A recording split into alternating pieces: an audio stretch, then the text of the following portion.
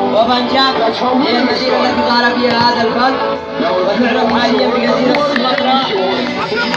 وسيلات بمعنى صلة العبد بربه، فرياضة البنجق سيلات رياضة إسلامية تبدأ بالتحية والدعاء وتنتهي بالتحية.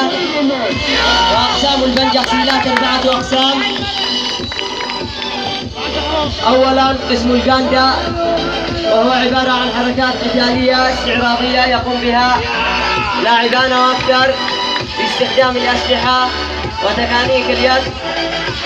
والقسم الثاني قسم الراغو، وهو عبارة عن 100 حركة يقوم به 3 أشخاص في نفس الوقت وبنفس الطول والوزن. والقسم الثالث وهو قسم التونغال، وهو عبارة عن 99 حركة يقوم به لاعب، يتجزأ إلى 3 أقسام: 33 باليد و33 بالسيف و33 بالعصا. والقسم الرابع والأخير قسم التايكينج،